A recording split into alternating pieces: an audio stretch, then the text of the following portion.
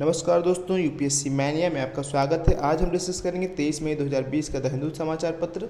तो हम चलते हैं अपने समाचार पत्र की तरफ। पहली न्यूज है, PM announces 1000 crore aid for Bengal. तो बंगाल में जैसे कि आप जानते हैं, अम्फान चक्रवात से काफ़ी प्रभाव पड़ा है, काफ़ी जान माल की वहाँ पर नुकसान हुआ है। तो उसी के दौरान जब कल प्रधानमंत्री जी एरियल सर्वे पर गए थे वहाँ सर्वेक्षण के लिए, तो उसी दौरान उन्होंने 1000 करोड़ की सहायता राशि बंगाल के लिए घोषणा की है। अगली महत्वपूर्ण न्यूज है, RBI cuts repo rate again down to 4%। तो जो रिजर्व बैंक ऑफ इंडिया है, इसने रेपो रेट को घटाकर 4% कर दिया है। अब हम जानेंगे रेपो रेट क्या है। रेपो रेट वह दर है जिस पर आरबीआई बैंकों को ऋण देती है। तो यानी कि अब इससे क्या होगा, अगर रेपो दर घटा दी है यानी कि बैंकों को जो सस्ता ऋण उपलब्ध कराएगी। अब बैंक आरबीआई से ऋण क्यों लेती है, क्या, ताकि वो लोन को और आम लोगों को पहुंचा सके, व्यापारियों को पहुंचा सके, और जो हमारी जनता है उनको दे सके। तो जब बैंकों से सस्ते दाम बैंकें जब आरबीआई से सस्ते दाम पर ऋण पाएंगी, तो वो उम्मीद ऐसी की जाती है कि वो लोगों को भी सस्ते दाम पर ऋण देंगी। इससे क्या होगा, अर्थ क्षेत्र में पैसे की उपलब्धता ज़्यादा होगा, लोगों को डिमांड पूरी जा सकेगी, डिमांड को बूस्ट किया जाएगा। जब डिमांड ज़्यादा बढ़ेगी तो आर्थिक गतिविधि भी बढ़ेगी। तो ये उद्देश्य है आरबीआई का रेपो रेट को घटाने का। तो रेपो रेट घटा के आर्थिक गतिविधि को बूस्ट करने का उद्देश्य है आरबीआई का। आप ये चीज़ समझ रहे होंगे। अब मॉनेटरी पॉलिसी कमेटी जो है कि ये क्या है हम जानते हैं। तो जो भी मौद्रिक नीति संबंधी, यानी कितनी मुद्रा आनी चाहिए, रेपो रेट क्या होनी चाहिए, क्या रिवर्स रेपो रेट होनी चाहिए, इन सभी का निर्णय मॉनेटरी पॉलिसी कमेटी द्वारा लिया जाता है। तो मॉनेटरी पॉलिसी कमेटी जो है आपका 2016 में आई थी। इसमें छः सदस्यों के से मिलकर बने होते हैं। 3 सदस्य आरबीआई के होते हैं और 3 सदस्य गवर्नमेंट ऑफ इंडिया नॉमिनेट करती है। इसका जो चेयरमैन होता है मॉनेटरी पॉलिसी कमेटी का, इसका चेयरमैन आरबीआई के गवर्नर होते हैं, जो वर्तमान में शक्तिकांत दास हैं। और मॉनेटरी पॉलिसी कमेटी कौन सी कमेटी के सुझाव पे बनी थी? उर्जित पटेल की रिकमेंडेशन में बनी थी। इतनी चीज़ें आपको जानने की आवश्यकता है। और मॉनेटरी पॉलिसी कमेटी में निर्णय बहुमत से लिए जाते हैं, यानी कि 6 सदस्य हैं तो 4 सदस्य जो कहेंगे, अगर उस निर्णय जिस पक्ष में रहेंगे उसी को निर्णय माना जाएगा। यदि दोनों पक्ष बराबर है तो आरबीआई के जो गवर्नर का वोट रहेगा, क्योंकि वो चेयरमैन है, तो वो जो जिधर वोट करेगा वही डिसीजन माना जाएगा। ये मॉनेटरी पॉलिसी कमेटी थी।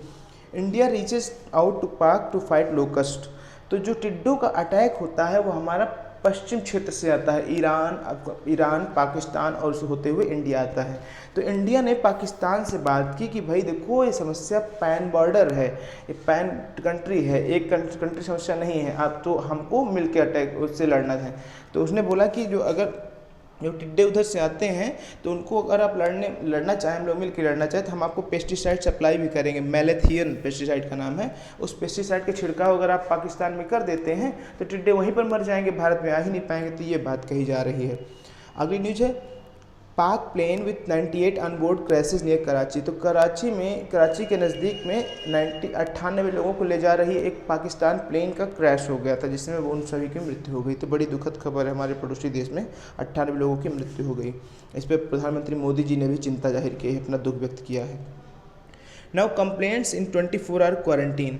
तो जो दिल्ली में पुलिस महकमे के बीच में भी काफ़ी कोविड पेशेंट्स पाए जा रहे थे, यानी कि कोरोना से संक्रमित हो जा रहे थे पुलिस। तो अभी इन्होंने क्या किया है, कोई भी कंप्लेन अगर पुलिस ऑफिस में वो जो है पुलिस स्टेशन में कोई कंप्लेन दर्ज कराई जाएगी तो उस कंप्लेन को 24 घंटे के लिए रख दिया जाएगा, उसको टच नहीं किया जाएगा। 24 घंटे बाद उसको जो है कंप्लेन को देखा जाएगा, पढ़ा जाएगा और उस पर कार्रवाई की जाएगी। अगर कोई कंप्लेन बहुत ज़रूरी है, आवश्यक है, तो उन्होंने एक इस्त्री भी रखा है। तो इस्त्री से उसको मतलब गर्म कर देंगे तो जो भी वायरसेस होंगे उस पेपर पे तो मर जाएंगे, ताकि तब उसको कंप्लेन को टच किया जाएगा। तो 24 आवर क्वारंटीन उस कंप्लेंट को भी किया जाएगा। तो ये बड़ी अच्छी पहल है। अगली ये लोकल न्यूज़ है, आगे हम देखेंगे।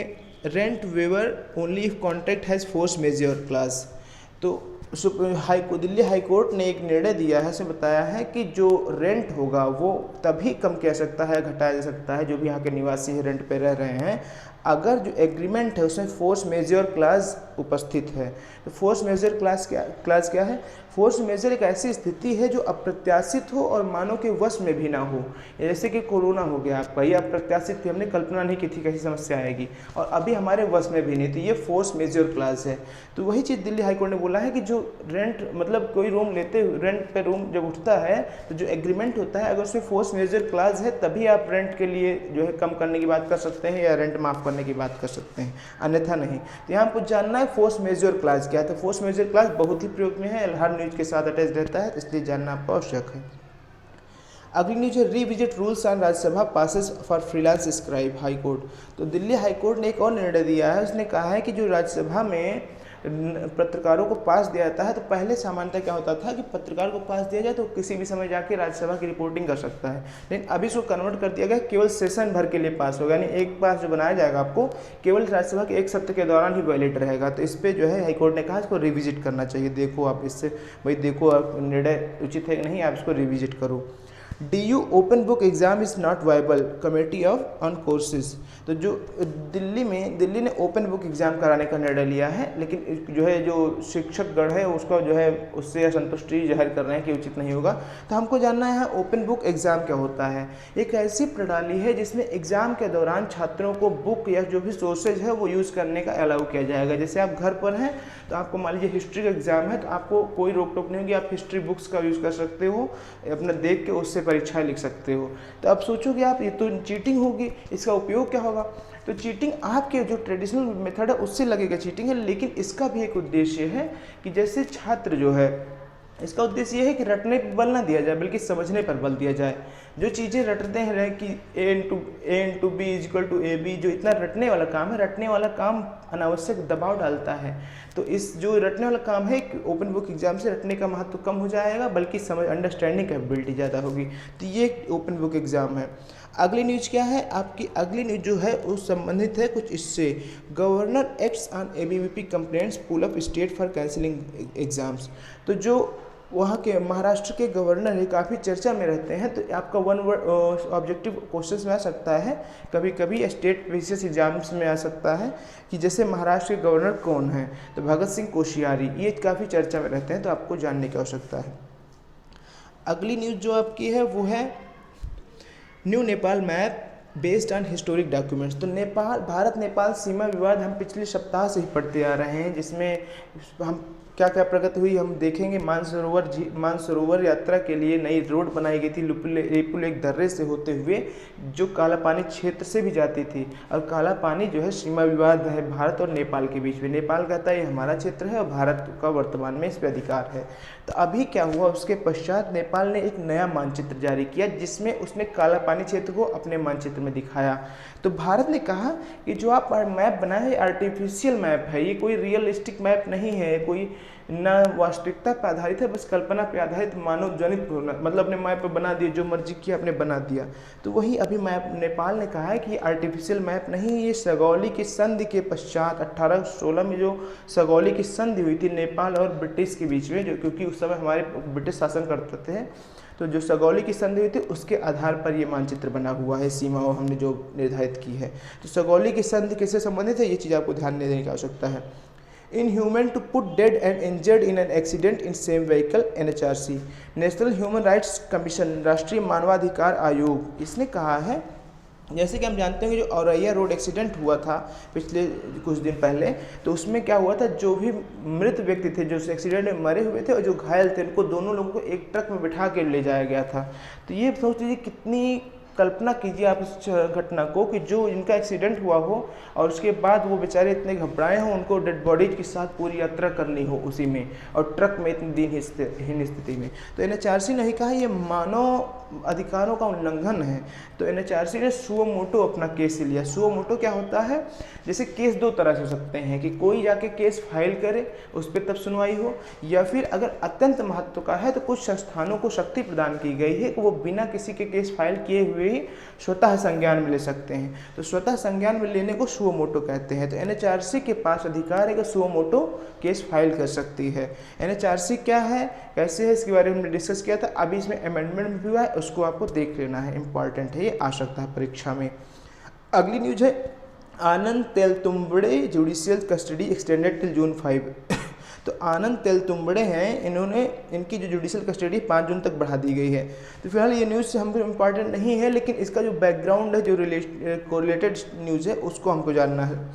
तो एल्गार परिषद मामले में इनको जो है जेल अभी जो है कस्टडी में रखा गया है। एल्गार परिषद क्या है, ये एक सभा है जो बनाई गई थी 2018 में, 2017 के 31 दिसंबर 2017 और 2 जनवरी 2018, यानी कि 2018 में एक सभा हुई थी महाराष्ट्र में भीमा कोरेगांव घटना को 200 वर्ष पूरे हुए थे। भीमा कोरेगांव घटना क्या था, ये जो है जो हमारे समाज के निचले तबके हैं, SC ST कैटेगरी के व्यक्ति हैं, इन्होंने काफ़ी योगदान किया था ब्रिटिश की तरफ से, और उस समय के मतलब महाराष्ट्र के जो लोकल रूलर्स थे उनके अगेंस्ट में। तो ये इसको अपनी विजय के रूप में मनाते हैं। तो 200 वर्ष उसको पूरे हुए थे, तो उसी को मनाने के लिए एल्गार परिषद का ने आयोजन कराया था। उसमें काफ़ी देश के खिलाफ नारे भी लगाए गए थे, भड़काऊ भाषण दिए गए थे। उसी मामले पर जाँच चल रही है। तो एल्गार परिषद मामला या भीमा कोरेगांव मामला क्या है, अगर आपसे पूछा जाता है तो आपको जानकारी होनी चाहिए। ये उद्देश्य था हमारी इस खबर का। अगली news, airlines makes Aarogya Setu mandatory. तो जैसे कि हम जानते हैं कि 25 तारीख से, इस महीने की 25 तारीख यानी 25 मई से एयरलाइंस स्टार्ट हो जाएंगी। तो अभी एक गाइडलाइन है कि आरोग्य सेतु सभी को इंस्टॉल करना कंपलसरी है। आरोग्य सेतु एप्लीकेशन क्या है, हमने डिस्कस किया है। Ministry of electronics and information technology ने जो है बनाया है इसको। Visa travel curves relax for limited category of OCIs। जो overseas citizen of card India card holders हैं, उनके लिए जो वीज़ा ट्रैवल कर्व्स हैं उनको रिलैक्स किया गया है। तो ओवरसीज सिटीजन ऑफ इंडिया कौन होते हैं? ये ऐसे व्यक्ति होते हैं जो नागरिक तो वास्तव में किसी और देश के हैं, लेकिन उनका किसी तरह से जुड़ाव है भारत से। जैसे कि उनके कोई उनके पिता दादा परदादा कोई भारत में रह रहा हो, या उनका पति या पत्नी कोई भारत का नागरिक हो, तो मतलब भारत से इनडायरेक्टली कनेक्टेड है। हालांकि वो दूसरे देश के नागरिक हैं, लेकिन भारत से किसी न किसी प्रकार से जुड़े हैं। तो ऐसे व्यक्तियों को OCI कार्ड होल्डर का दर्जा दिया जा सकता है। तो अभी जो लॉकडाउन हुआ था उस दौरान ये कहा गया था कि जो OCI कार्ड होल्डर्स हैं उनका वीज़ा टेम्परेली बैन कर दिया जा रहा है कुछ समय के लिए, क्योंकि हमें पता है एयर ट्रैवल बैन हुआ था तो उसमें बैन किया गया था। अभी इनको रिलैक्सेशन दिया है। तो ये तो न्यूज़ थी। हम जानेंगे OCI कार्ड होल्डर होने का बेनिफिट क्या होता है। तो OCI कार्ड धारक जो होता है उनको लाइफ लॉन्ग वीज़ा मिलता है, यानी जीवन पर्यंत उनको वीज़ा मिलता है, और वो चाहे जितने दिन तक भारत में रहे। देखिए सामान्य व्यक्ति जो कोई विदेशी है, अगर 6 महीने से ज़्यादा उसे रहना है तो उसे रजिस्टर कराना पड़ेगा फॉरेनर्स रीजनल रजिस्ट्रेशन ऑफिस में, FRRO में। लेकिन जो OCI कार्ड होल्डर रहेगा उसको रजिस्ट्रेशन कराने की आवश्यकता नहीं है। और उसके अन्य मामलों में भी उसको सभी को NRI के बराबर अधिकार दिया है, सिवाय कुछ क्षेत्रों में। जैसे आप एग्रीकल्चर प्रॉपर्टीज़ नहीं खरीद सकते हैं, और पॉलिटिकल राइट्स आपको NRI के बराबर नहीं मिलेगा। पब्लिक एम्प्लॉयमेंट यानी जन रोजगार या लोक रोजगार में आपको जो NRI के बराबर नहीं मिलेगा। इसको छोड़ के सभी मामलों में NRI के समान अधिकार मिलेंगे उनको। Booking period for 30 special train increased. तो जो नई ट्रेनें चलाई जा रही हैं स्पेशल ट्रेन, उनके लिए बुकिंग पीरियड बढ़ा दिया गया है। 80% success chance for Oxford trials. तो जो वैक्सीन डेवलपमेंट कर रही है तो उसमें सीरम इंस्टीट्यूट ऑफ इंडिया जो है, ये भी जैसे ऑक्सफोर्ड जो वैक्सीन डेवलप कर रही है और कुछ जो है कंपनी जो वैक्सीन डेवलप कर रही हैं उनके साथ इसने कोलैबोरेशन किया है। तो वही बताया जा रहा है कि जो ऑक्सफोर्ड वैक्सीन डेवलप कर रही है उसके चांसेज 80% चांसेज है कि ये सक्सेसफुल हो जाएगी। Hydroxychloroquine cover extended to front line workers. तो हाइड्रोक्सी क्लोरोक्विन आप बहुत भली भांति से परिचित होंगे। ये वह दवा है जो एस्फाइलैक्सिस का काम प्रोफाइलैक्सिस का कार्य करती है। ये क्या है, ये आपका वायरल बर्डन को कम करती है और टेम्परेरी राहत देती है कोविड पेशेंट्स को। तो अभी तक क्या था, ये केवल मेडिकल जो वर्कर्स थे उनको सजेस्ट किया गया था कि भाई चूँकि वो लोग संभावित क्षेत्र में कार्य कर रहे हैं, काफ़ी संक्रमण होने का संभावना है, तो वो हाइड्रोक्सी क्लोरोक्विन का कंजम्पशन कर सकते हैं। अब इसको सभी फ्रंट लाइन वर्कर्स के लिए एक्सटेंड कर दिया गया, यानी पुलिसमैन जो हैं, आपके डिलीवरी बॉय हैं, और जो है डॉक्टर्स तो थे ही, और भी जो भी लोग फ्रंट लाइन वर्कर्स हैं सभी लोग को ये अलाउ कर दिया गया यूज़ करने के लिए। ये इससे संबंधित न्यूज़ थी। मौसोनी leaks its wounds as leaves turn yellow restart rare stare at certain dome. तो मौसनी एक आइलैंड है, पश्चिम बंगाल का एक द्वीप है, जिसमें बताया गया है कैसे अम्फान चक्रवात पर क्या प्रभाव है। तो प्रभाव हमने अच्छे से डिस्कस किया है, लेकिन यहाँ पर हमको और जो अपनी जानकारी में जोड़ना वो ये है कि मौसनी द्वीप किस राज्य में स्थित है, पश्चिम बंगाल में स्थित है। Ban on Zoom, Supreme Court issues notice to centre. तो सुप्रीम कोर्ट ने सेंटर को, केंद्र को नोटिस जारी किया है कि क्योंकि एक व्यक्ति ने जूम एप्लीकेशन जो है वीडियो कॉलिंग एप्लीकेशन है, जिस पे काफ़ी संख्या में लोग एक साथ जुड़ सकते हैं और इम्पॉर्टेंट मीटिंग्स अपनी ऑनलाइन होल्ड कर सकते हैं, तो उसके खिलाफ एक व्यक्ति ने सुप्रीम कोर्ट ने अपील फाइल की है। तो सुप्रीम कोर्ट ने नोटिस इशू किया सेंटर को कि आपकी क्या राय है, आप क्या कर रहे हैं, बताइए इसके लिए क्या प्रगति है। तो इससे पहले भी देखिए जो computer computer emergency response team of India है सर्टिन, जो क्या कहते हैं साइबर संबंधी मामलों को, सुरक्षा संबंधी मामलों को वो ध्यान देती है, भारत का एक एजेंसी है, उसने भी जारी किया था नोटिफिकेशन कि जूम जो है सिक्योर एप्लीकेशन नहीं है, इससे आपका डाटा प्राइवेसी लीक हो सकती है, आपकी प्राइवेसी लीक हो सकती है, आपको डाटा की चोरी हो सकती है। तो वही चीज़ बताई जा रही है, अभी सुप्रीम कोर्ट में मामला लंबित है। जूम क्या है, एक अमेरिकन एप्लीकेशन है, लेकिन जो इसका सॉफ्टवेयर है वो चाइनीज़ मेड सॉफ्टवेयर है। तो चाइना, आप जानते हैं कैसे, उसमें क्या है, पॉलिटिकल रिजीम कैसे है, वो डाटा को ट्रैक करती है, हस्तक्षेप करती है, तो इसलिए वहाँ पे सुरक्षा मानकों से समझौते हो सकते हैं, इसलिए इस चिंता का विषय बना हुआ है। अगली महत्वपूर्ण न्यूज है, वैश्विक खबर है, son of Khashoggi forgives his killer. तो खशोगी, जमाल खशोगी, जैसे कि आप जानते होंगे, सऊदी अरब के एक नागरिक थे जो बाद में सऊदी अरब सरकार के क्रिटिक्स थे, आलोचक थे काफ़ी, तो उनकी बाद में मृत्यु हो गई थी। तो उनके पुत्रों ने कहा है कि हम अपने पिता के जो हत्यारे हैं उनको माफ़ करते हैं। तो हमको जानना है यहाँ पे क्या है, खशोगी किससे संबंधित थे, जमाल खशोगी इस मामले से संबंधित थे। China seeks Indian support for legislation. तो चाइना जो है, देखिए, new security law will tighten Beijing's grip on Hong Kong. तो जैसे कि हमने कल डिस्कस किया था कि जो बीजिंग की पार्लियामेंट का नया सत्र शुरू हो रहा है, तो जो one country two nation system China और हांगकांग के बीच में संबंध है, तो हांगकांग हमेशा देखिए एंटी चाइना अप्रोच उसका रहता है, तो इसको कंट्रोल करने के लिए चाइना का ज़्यादा से ज़्यादा हस्तक्षेप हो सके, तो एक अधिनियम लाया जा रहा है, प्रयास किया जा रहा है इस कानून के तहत कि जो वहाँ की सिक्योरिटी फोर्सेज होगी चाइना की, उनको शक्ति प्रदान की जाएगी कि वो हांगकांग में जाके अपना प्रभाव कर सकें, यानी कि कोई मामला होता है, उस पर केस है या कोई चीज़, किसी विद्रोह को दबा सकें, ये सब चीज़, ताकि इससे ज़्यादा उनको अधिकार मिलेगा। और चाइना ने इससे भारत से भी समर्थन मांगा है कि ताकि मतलब भारत इस पर हस्तक्षेप न करे, इंटरनेशनल पॉलिटिक्स का शिकार ना हो, और चाइना उसको इंटरनली अपना काम बढ़िया से कर सके, ये सपोर्ट मांगा है। अगली news, fight to liberate Palestine is Islamic duty, Iran Khamenei. तो ईरान के जो सुप्रीम लीडर हैं अयतुल्ला अली खमीनी, इन्होंने कहा है कि जो फ़िलिस्तीन है उसको आज़ाद कराना एक इस्लामिक दायित्व, इस्लामिक ड्यूटी है। तो फ़िलिस्तीन, हम जानते हैं फ़िलिस्तीन इजराइल विवाद है, हमने डिस्कस भी किया है। फ़िलिस्तीन अभी इजराइल के ही क्षेत्रों में गाज़ा पट्टी, वेस्ट बैंक और जो है आपका गाज़ा पट्टी, वेस्ट बैंक, इन जैसे क्षेत्रों पर उनका भी अधिकार है, इजराइल से उसका लगातार विवाद रहता है। तो ईरान ने कहा है हम समर्थन करेंगे। Will exit open sky treaty announces US. संयुक्त राष्ट्र संघ ने घोषणा की है कि हम ओपन स्काई ट्रीटी से एग्जिट कर जाएंगे, यानी बाहर निकल रहे हैं। तो ओपन स्काई ट्रीटी क्या है, ये चीज़ हमको जानने की आवश्यकता है। तो जब शीत युद्ध हो रहा था अमेरिका और रूस के बीच में, सोवियत रूस के बीच में, तो इन सब कुछ समझौते शामिल हुए थे, किए गए थे, दोनों के बीच में समझौते हस्ताक्षर किए गए थे, ताकि ये स्थितियाँ ऐसी न बन जाए कि फिर विश्व युद्ध जैसी स्थिति हो जाए। तो विश्व युद्ध जैसी स्थिति को रोकने के लिए कुछ समझौते साइन किए गए थे। तो उनमें से एक ओपन स्काई ट्रीटी है। इसके तहत ये निर्णय लिया गया था कि दोनों देश आप जो है अलाउ करेंगे। इसमें क्या था कि जैसे जो भी देश इन समझौतों पर हस्ताक्षर किया ओपन स्काई ट्रीटी में, उनके देश के एयर स्पेस से दूसरे देशों के विमान आ सकते हैं और सर्वेक्षण कर सकते हैं कि कहीं कोई मामला तो नहीं, भाई कोई न्यूक्लियर हथियार, कोई से खतरनाक हथियार तो नहीं तैयार हो रहा है। तो सर्विलांस यानी ओपन स्काई ट्रीटी, यानी कि हमारा आसमान खुला है। जैसे हम अगर ओपन स्काई ट्रीटी को साइन करते हैं, इसका मतलब हमारा आसमान सभी के लिए खुला हुआ है। जो आए, जिसको भी शक हो, शंका हो, आके अपना ट्रैवल कर से अपना जाँच कर सकता है, सर्वेक्षण कर सकता है। यदि हम गलत पाए जाते हैं तो उसको सूचित कर सकता है। तो ये शीत युद्ध को विश्व युद्ध का रूप ना लेने पाए, इससे बचाने के लिए था।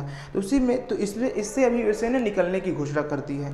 तो इससे पहले भी कुछ ट्रीटी थी, उसको हम डिस्कस करेंगे। जैसे कि पिछले वर्ष intermediate range nuclear force treaty, INF treaty थी, उससे भी जो है यूएसए ने अपना मतलब अपने को पीछे खींचे, कहा कि अब इसको हम ट्रीटी को ख़त्म करते हैं। इसमें क्या था कि 500 किलोमीटर से लेके 5500 किलोमीटर तक जितनी भी आपकी ग्राउंड से लॉन्च होने वाली मिसाइल्स थी, उनको सबको बैन किया गया था कि 500 किलोमीटर से दूरी जाने वाली और 5500 किलोमीटर तक जाने वाली जितनी मिसाइलें होंगी जो ग्राउंड से लॉन्च की जाती हैं, वो नहीं लॉन्च की जाएंगी यूएसए और रूस के बीच में।